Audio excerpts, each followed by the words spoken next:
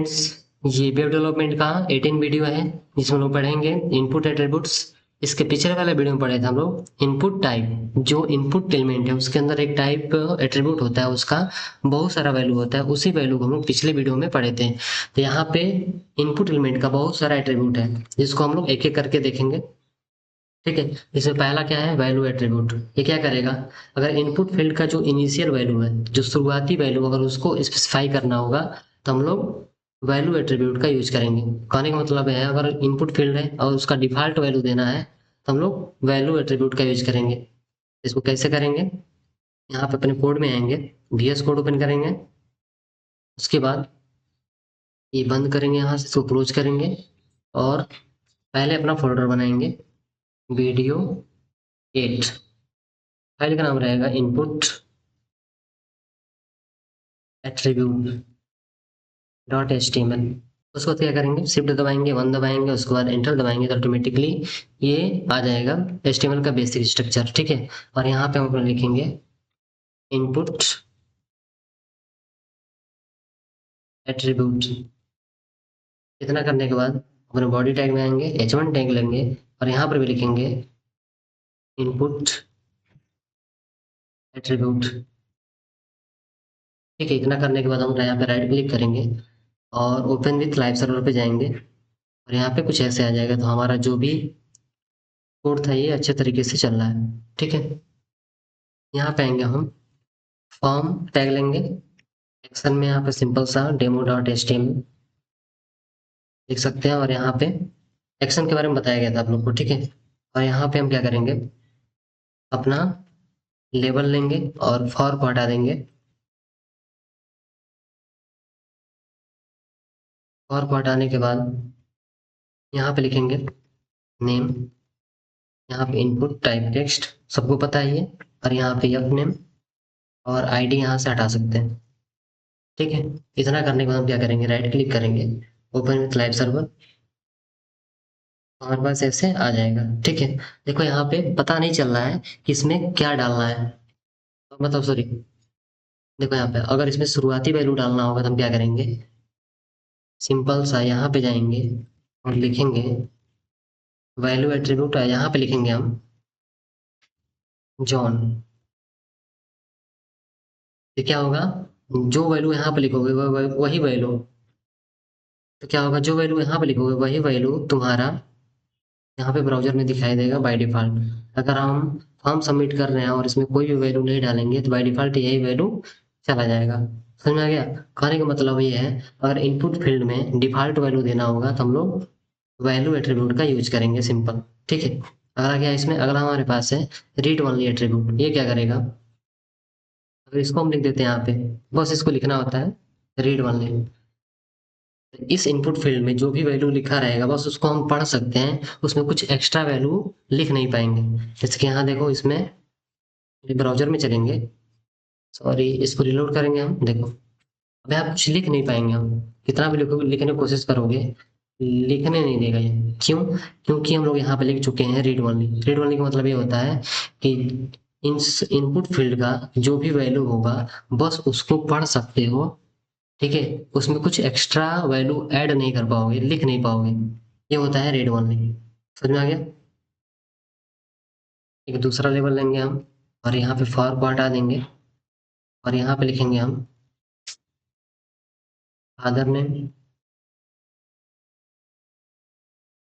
और यहाँ पे इनपुट टाइप फील्ड टेक्स्ट ही रहेगा। यहाँ पे नेम लिखते हैं, यफ नेम, यहाँ पे नेम रखते हैं और यहाँ पे रहेगा यफ नेम। ठीक है, उसके बाद से आईडी यहाँ से हटा सकते हैं हम। हटाने के बाद हम यहाँ पे लिख सकते हैं वैल्यू और इसमें रहेगा वर्ल्ड कंप्यूटर एकेडमी। ठीक है, उसके बाद क्या होगा, देखो बाय डिफॉल्ट इस इनपुट फील्ड में यही वैल्यू आ जाएगा, सबको पता है, हम लोग पढ़ चुके हैं इसको। ठीक है, हम चाहते हैं कि ये वैल्यू डिसेबल्ड हो जाए तो हम क्या करेंगे, सिंपल इसमें लिख देंगे डिसेबल्ड। ठीक है, अब क्या होगा, कुछ ऐसे दिखाएगा धुंधला धुंधला। अब इसमें नहीं कुछ लिख सकते हो, नहीं कुछ कर सकते हो, बस इसमें क्या कर सकते हो, इसको पढ़ सकते हो। समझ आ गया ना? रीड ओनली से क्या होगा, इसके वैल्यू को हम लोग सिर्फ पढ़ते हैं और ये डार्क दिखाई देता है। डिसेबल से क्या होगा, ये धुंधला दिखाई देगा और इसको हम सिर्फ पढ़ सकते हैं, इसमें कुछ एक्स्ट्रा ऐड नहीं कर पाएंगे। रीड वाले में भी वही होगा, कुछ एक्स्ट्रा ऐड नहीं कर पाएंगे, लेकिन ये थोड़ा डार्क दिखाई देगा। दोनों में डिफरेंस आप लोग समझ में आ रहा होगा। अगला इसमें क्या है, साइज। साइज क्या होता है, अगर इनपुट फील्ड का साइज इंक्रीज करना, बढ़ाना होगा तो बढ़ा सकते हैं। यहाँ पे देखो रीड ओनली में ये बढ़ा रहे हैं साइज, इसको लिखेंगे हम 50। सेव करेंगे इसको और अपने ब्राउजर में चलेंगे। ये देखो इसका साइज बढ़ गया। बाय डिफॉल्ट जो साइज एट्रीब्यूट का वैल्यू होता है वो 20 होता है। ठीक है, यहाँ पे जाएंगे, यहाँ लिखेंगे default value of size is 15। समझ में आ गया? अगला एट्रीब्यूट क्या है हमारे पास, मैक्स लेंथ। तो डिसेबल्ड यहाँ से हटा देते हैं, नहीं तो रहने देते हैं। दूसरा हम लेते हैं यहाँ पे एक लेवल, और को यहाँ से हटाएंगे। यहाँ लिखेंगे मदर नेम, और यहाँ पे इनपुट फील्ड टाइप में टेक्स्ट ही रहेगा। यहाँ पे नेम में यम नेम, और आईडी यहाँ से हटा सकते हैं। ठीक है, सेव करेंगे और अपने ब्राउजर में चलेंगे, कुछ ऐसे दिखाई देगा मदर नेम। ठीक है, इसमें हम क्या पढ़ने वाले हैं, मैक्स लेंथ। देखो हम चाहते हैं कि किसी इनपुट फील्ड में अधिकतम कितनी कैरेक्टर लिखा जाए। अगर यहाँ पर हम लिखना स्टार्ट करेंगे तो जितना मर्जी उतना लिख सकते हो। देखो जितना चाहो उतना लिख सकते हो, लेकिन हम चाहते हैं कि कुछ लिमिट इसमें लगे, कि हम लोग बस इसमें इतना ही वैल्यू लिख सकते हैं। चाहते हैं इसमें कि बस 10 कैरेक्टर का ही वैल्यू पड़े, तो हम लोग क्या कर सकते हैं, इसके लिए मैक्स लेंथ का यूज करेंगे। मैक्स लेंथ ये क्या करेगा, the max length attribute specify the maximum number of character allowed in the input field. मतलब इनपुट फील्ड में अधिकतम कितना कैरेक्टर लिखना है उसको स्पेसिफाई करता है मैक्स लेंथ। तो हम यहाँ पे आएंगे और यहाँ लिखेंगे मैक्स लेंथ, और इसमें लिख सकते हैं 3। तो ये क्या होगा, अब इस इनपुट फील्ड में 3 कैरेक्टर से अधिक वैल्यू ऐड नहीं कर पाओगे तुम लोग। ठीक है, तब यहाँ पे जाएंगे और लिखना स्टार्ट करेंगे। देखो 3 कैरेक्टर हो गया, अब इससे अधिक कितना भी बटन दबा लो नहीं लिखेगा। ठीक है, ये कैसे हुआ है, ये मैक्स लेंथ से हुआ। अगर यहाँ पे वैल्यू हम बढ़ा दे रहे हैं, यहाँ पे कर दे रहे हैं 10, ठीक है, तब क्या होगा, इसमें अधिकतम 10 कैरेक्टर डाल सकते हैं, उससे अधिक नहीं बढ़ पाएगा। ठीक है, ये सिर्फ टाइप टेक्स्ट में नहीं, किसी भी कर सकते हो। जैसे अगर यहाँ पे नंबर भी रहेगा तब ये काम करेगा। मतलब जितना भी इनपुट एलिमेंट है, सभी इनपुट एलिमेंट में ये सब काम करेंगे। वैल्यू सब में काम करेगा, रीड ओनली सब में काम करेगा, डिसेबल सब में काम करेगा। जो साइज हम लोग देखे थे, साइज यहाँ पे ये भी सब में काम करेगा, और यहाँ पे जो मैक्स लेंथ है ये भी सब में काम करेगा। समझ में आ गया? अगला इसमें क्या है, अगला इसमें है मीन एंड मैक्स। तो एकदम दूसरा बनाते हैं जिसमें रहेगा लेबल, लिखेंगे यहाँ पे, और को हम हटा लेंगे, बार बार बोलना पड़ रहा है। लिखेंगे एज, और यहाँ पे फील्ड टाइप नंबर लिखेंगे। ठीक है, और यहाँ पर रहेगा एज। आईडी यहाँ से हम लोग हटा सकते हैं। हटाने के बाद यहाँ पे जो मीन होगा वो उसको रख सकते हैं 18, जो मैक्स होगा उसको रख सकते हैं 45। ठीक है, अब यहाँ पे चलेंगे अपने ब्राउजर में, ऐसे देखेंगे तब क्या होगा, इसमें अधिकतम हम कितना डाल सकते हैं। देखो अधिकतम वैल्यू 45 हो सकता है, और मिनिमम कितना होगा 18। 18 से कम रहेगा तो उसमें नहीं लिख पाओगे। तो मेरे ब्राउजर में चलते हैं और देखो यहाँ पे हम 17 यहाँ पे लिख रहे हैं। तो जब इसको सबमिट करेंगे तब ये सबमिट नहीं होगा। ठीक है, एक दोबारा हम सबमिट बटन बना देते हैं, और जहाँ जहाँ पे बी आर लगाना है बी आर टाइप लगा देते हैं। यहाँ पे लगाना है बी आर टाइप, फिर यहाँ पे लगाना है, फिर यहाँ पे, फिर यहाँ पे लगाना है। ठीक है, इतना करने के बाद हम सेव करेंगे और यहाँ पे चलेंगे, एक बटन बनाएंगे सबमिट वाला। तो यहाँ पे इनपुट टाइप सबमिट, नेम में सबमिट, आईडी यहाँ से हटा देंगे हम, जो वैल्यू होगा वो भी रहेगा submit, value equal double quote के अंदर सबमिट। ठीक है, अब यहाँ पे चलेंगे ब्राउजर में तो कुछ ऐसा दिखाई देगा। अब यहाँ पे हम इसको डाल के सबमिट करने जा रहे हैं। देखो सबमिट नहीं होगा, value must be greater than या इक्वल टू 18। ठीक है, यानी कि जो यहाँ पे मिनिमम वैल्यू सेट किए हो उसके बराबर होना चाहिए, चाहे उससे अधिक होना चाहिए। इससे कम रहेगा तो सबमिट नहीं होगा। उसी तरह से अगर ब्राउजर में चलेंगे तो इसमें हम लिख सकते हैं 56। इसको सबमिट करने जाओ, देखो तभी सबमिट नहीं होगा। ये बोल रहा है कि 45 डालो या 45 से कम डालो तभी सबमिट होगा। ये होता है तुम्हारे पास मीन एंड मैक्स। मीन में क्या होगा, ये किसी इनपुट फील्ड के लिए मिनिमम वैल्यू, जो मैक्स होता है वो किसी इनपुट फील्ड के लिए अधिकतम वैल्यू को डिस्क्राइब करते हैं सब। ठीक है, डाउट, इसमें कोई डाउट नहीं होगा। लेवल है यहाँ पे फॉर हटा देंगे। ठीक है, हम यहाँ पे आएंगे, यहाँ पे लिखेंगे चूज फाइल। यहाँ जाने के बाद यहाँ पे हम लिखेंगे इनपुट टाइप फाइल, नेम में लिखेंगे फाइल। सेव करने के बाद हम यहाँ पे आ जाएंगे अपने ब्राउजर में, जो कि ऐसे दिखाई देगा। तो हम यहाँ पे br टैग लगा लेंगे ताकि जो हमारा कोड है वो अच्छे तरीके से दिखाई दे। ठीक है, यहाँ पे अब क्या होगा, हम यहाँ पे एक बार में सिर्फ एक ही फोटो को चूज कर सकते हैं, दो फोटो को चूज नहीं कर पाएंगे। देखो बस एक ही है जो लास्ट वाला है। फिर दोबारा जाओगे, देखो इसको इसको दोनों चूज कर रहे हैं लेकिन एक ही हो रहा है। देखो इसको चूज किए, फिर कंट्रोल दबा के इसको चूज करने जा रहे हैं, ये बस एक ही हो रहा है। ठीक है, तो क्या करना है, अगर हमको एक बार में मल्टीपल फाइल चूज करना होगा तो हम क्या करेंगे, सिंपल सा इसके अंदर देखो टाइप फाइल है, उसके अंदर लगा रहे हैं मल्टीपल, मल्टीपल लिख देंगे तब क्या होगा, हम लोग मल्टीपल फाइल को चूज कर सकते हैं। तो हम यहाँ पे जाएंगे, अब इसको सेलेक्ट किए, फिर कंट्रोल दबाए रखेंगे, फिर इसको सेलेक्ट किए, देखो अब दोनों सेलेक्ट हो गया। अब इसको ओपन करोगे ये दोनों आ जाएंगे। तो यहाँ लिखा भी जा रहा है कि दो फाइल है। ठीक है, अगर और भी फाइल सेलेक्ट करना चाहते हो तो यहाँ देखो चूज में जाओ, एक कंट्रोल दबा के इसको दबाओगे तो फिर यहाँ ओपन करो तो दोनों फाइल सेलेक्ट हो जाएगा। अगर और भी यहाँ पे फाइल होता तो वहां पर भी तुम लोग सिलेक्ट कर सकते थे। ठीक है, यहाँ पे बस दो ही फाइल था, दो फाइल हम सेलेक्ट करके दिखा दिए। समझ में आ गया। अगला इसमें है प्लेस होल्डर। यह एट्रीब्यूट क्या करता है, एक शॉर्ट हिंट को स्पेसिफाई करता है, जो हिंट बताता है कि उस इनपुट फील्ड में किस प्रकार के वैल्यू को डालना है। ठीक है, तो उसको डालने के लिए क्या करेंगे, हम एक दूसरा यहाँ पे लेंगे हम लेबल, और को हटा देंगे यहाँ से, और यहाँ लिख सकते हैं हम ईमेल आईडी, ईमेल। ठीक है, और नहीं तो इसको हटा ही देते हैं, नहीं लिखेंगे। ठीक है, यहाँ पे इनपुट लिखेंगे सिंपल, टाइप में ईमेल रहेगा, नेम में यहाँ पे ईमेल रहेगा, जो आईडी होगा,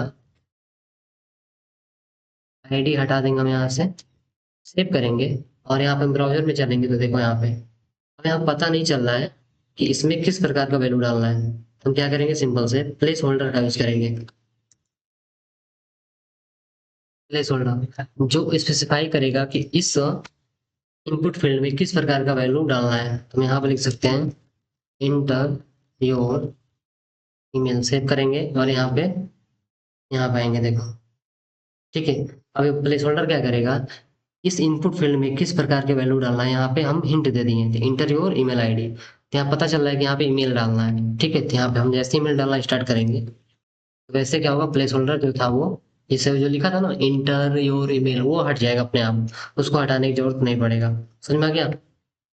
स्टेप एट्रीब्यूट क्या करेगा, एक इनपुट फील्ड के लिए जो लीगल नंबर इंटरवल होगा उसको स्पेसिफाई करेगा। ठीक है, जैसे कि मान लेते हैं कि जो हमारा इनपुट, जैसे मान लेते हैं कि जो तुम्हारा इनपुट फील्ड है, ठीक है, वो उसका टाइप नंबर है। तो यहाँ पे देखोगे ये पहले 1 आएगा, फिर 2 आएगा, पहले ऐसे करके आएगा। हम चाहते हैं कि इस नंबर के बीच में गैप आए, तो उसके लिए हम क्या करेंगे, स्टेप का यूज करेंगे। स्टेप, और यहाँ पे जितना नंबर लिखेंगे पहले वहीं से शुरुआत, अगर हम यहाँ पे 4 लिख रहे हैं तो पहले 4 आएगा, फिर 8 आएगा, फिर 12 आएगा, ऐसे करके आएगा। समझ में आ रहा है ना। देखो यहाँ पे 4, फिर 8, फिर 12, ऐसे आएगा। क्लियर है। अगला हमारे पास है ऑटो फोकस।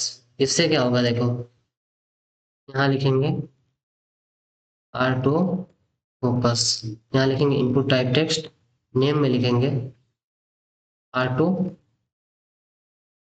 फोकस, ठीक है, और यहाँ पे आईडी हटा देंगे। देखो बस यहाँ पे इसको डमी लिख रहे हैं, ठीक है, वैसे ही सेव करने के बाद यहाँ पे जाएंगे, इसको रिफ्रेश करेंगे। हम चाहते हैं कि जैसे पेज रिफ्रेश हो ऑटोमेटिक यहाँ पे कर्सर आ जाए, हमको यहाँ पे क्लिक ना करना पड़े। तो उसके लिए हम क्या करेंगे, इस इनपुट फील्ड के अंदर क्या लिखना पड़ेगा, ऑटो फोकस लिखना पड़ेगा, ठीक है। अब अपने ब्राउजर में जाएंगे, इसको रिफ्रेश करके देखो, ऑटोमेटिक वहाँ पे आ जाएगा। अगर हम यहाँ पे क्लिक करके रख रहे हैं, रिफ्रेश कर रहे हैं, तभी ऑटोमेटिक यहाँ पे आ जाएगा, ठीक है। तो क्या करता है देखो, लिखा भी है, the auto focus attribute specified at एक an input field should automatically get focus. जो ऑटो फोकस एट्रीब्यूट होता है वो एक इनपुट फील्ड में ऑटोमेटिकली फोकस हो जाएगा जब पेज रिलोड होगा। समझ में आ गया? यहाँ पे एग्जांपल भी दिया गया है, एग्जांपल से भी आप लोग समझ सकते हैं। require attribute, the required attribute specify that an input field must be filled out before submitting the form। जो require attribute होता है वो स्पेसिफाई करता है कि एक इनपुट फील्ड फॉर्म सबमिट होने से पहले भरा होना चाहिए, उसमें कुछ ना कुछ वैल्यू होना चाहिए। जैसे कि अगर हम यहाँ पे आएंगे, इसको सबमिट करने जाओगे, ये वाला वैल्यू, मतलब ये वाला जो फील्ड है वो भरा ही होना चाहिए, तभी सबमिट होगा, नहीं तो सबमिट नहीं होगा। जैसे कोई फॉर्म बनाते हैं तो उसमें कुछ ऐसा वैल्यू होता है जो रिक्वायर होता है, उसको वैल्यू देना ही पड़ता है। जैसे आधार कार्ड का नंबर, पैन कार्ड का नंबर हो गया, जैसे नाम हो गया, फादर नेम हो गया, मदर नेम हो गया, ये इंफॉर्मेशन देना जरूरी होता है, ठीक है। तो उसमें हम क्या करेंगे, रिक्वायर्ड लगा देंगे। जब तक उस फील्ड को भरा नहीं जाएगा तब तक क्या होगा, वो फॉर्म सबमिट नहीं होगा। जैसे देखो यहाँ पे इसमें रिक्वायर लगाया है, या अगर हम यहाँ पे आएंगे कोड में तो देखो यहाँ पे रिक्वायर लगाया है ना, जूम कर देने एक बार, देखो यहाँ पर लगाया गया रिक्वायर। इसका मतलब ये होता है कि जब तक ये वाला इनपुट फील्ड नहीं भरा जाएगा तब तक फॉर्म सबमिट नहीं होगा, ठीक है। जैसे में आप कुछ लिख देंगे वैसे ही यहाँ पे सबमिट करेंगे तो फॉर्म सबमिट हो जाएगा। देखो अगर रिफ्रेश कर देंगे और ब्लैंक रहेगा, सबमिट करेंगे तो सबमिट नहीं होगा, क्योंकि इसमें रिक्वायर एट्रीब्यूट लगाया गया है। क्लियर है? इसमें अगला है pattern attribute. The pattern attribute specify a regular expression that the input field value is checked. कहने का मतलब ये है, जो पैटर्न एट्रीब्यूट है ये एक रेगुलर एक्सप्रेशन को स्पेसिफाई करता है जो इनपुट फील्ड की वैल्यू को चेक करेगा। अगर वह वैल्यू रेगुलर एक्सप्रेशन से मैच करेगा तो फॉर्म सबमिट होगा, लेकिन अगर मैच नहीं करेगा तो फॉर्म सबमिट नहीं करेगा। लेकिन ये चेक कब होगा, जब फॉर्म सबमिट होगा तभी चेक करेगा, उसके पहले ये चेक नहीं करेगा। इसके बाद अपन VS कोड में चलेंगे, उसके बाद कोड करके देखेंगे। तो यहाँ पे फॉर्म टैग के बाद यहाँ पे H1 टैग लेंगे और यहाँ लिखेंगे हम लोग पैटर्न एट्रीब्यूट, ठीक है। उसके बाद हम यहाँ पे आएंगे और दूसरा फॉर्म टैग लेंगे और यहाँ लिखेंगे हेलो डॉट HTML और यहाँ लिखेंगे हम लेबल, इसको यहाँ से हटा देंगे हम और इसमें लिखेंगे नेम और यहाँ पे रहेगा इनपुट टाइप टेक्स्ट। ये जो नेम है यहाँ पे रहेगा एफ नेम और ये आईडी यहाँ से हटा देंगे, ठीक है।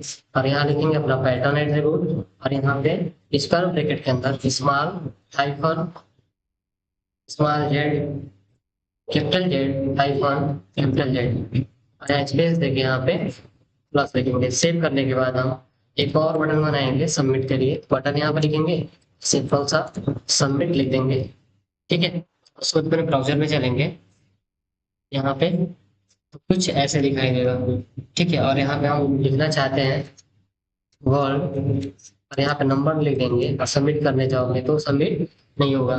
क्यों नहीं सबमिट होगा? क्योंकि जो यहाँ पे पैटर्न में जो एक्सप्रेशन दे दिया गया है इसमें सिर्फ लेटर ही पढ़ेंगे, चाहे स्मॉल हो चाहे कैपिटल हो, इसलिए हम यहाँ पे नंबर डाल रहे हैं अगर, तो ये सबमिट नहीं हो रहा। और यहाँ पे नंबर हटा देंगे, वैसे सबमिट करेंगे तो सबमिट हो जाएगा, ठीक है। और भी बहुत सारे हम लोग पैटर्न में रेगुलर एक्सप्रेशन डाल सकते हैं। तो हम यहाँ पे आएंगे और यहाँ पे हम चैट जीपीटी का हेल्प लेंगे। आने के बाद यहाँ लिखेंगे HTML के इनपुट के पैटर्न एट्रीब्यूट के लिए, पैटर्न एट्रीब्यूट के लिए रेगुलर एक्सप्रेशन दे दो। तो ChatGPT क्या करेगा, ऑटोमेटिक कुछ पैटर्न एट्रीब्यूट के लिए रेगुलर एक्सप्रेशन ऐसे बना के दे देगा, ठीक है, जिसको तुमको बस कॉपी करके पेस्ट करना होगा, ऑटोमेटिक वो काम करेगा। समझ में आ गया? यानी कि अगर वो इसमें से कुछ यूज करना होगा तो क्या करेंगे, जैसे की वाला है, इसको हम कॉपी करेंगे और यहाँ पे आकर के हम पेस्ट कर लेंगे, ठीक है। तो इसमें बताया गया है कि इस इनपुट फील्ड में सिर्फ नंबर डाल सकते हो 0 से लेकर 9 तक, और भी सिर्फ 10 से अधिक नहीं डाल पाओगे, ठीक है। उसी तरह से यहाँ पे देखो, इसमें ईमेल आईडी के लिए रेगुलर एक्सप्रेशन दिया हुआ है, ठीक है। उसी तरह से यहाँ पे है पासवर्ड के लिए है, ये आधार नंबर के लिए है, ये पैन कार्ड के लिए है, ये या तुम्हारा IFSC कोड के लिए है। तो जो भी तुम लोगों को एक्सप्रेशन चाहिए होगा, बस ChatGPT से बोलना, वो बना के दे देगा। तो बस यहाँ से कॉपी करके पेस्ट कर लेना और आसानी से यूज कर लेना। उम्मीद है आप लोग को समझ में आ गया होगा। Thank you for watching my video.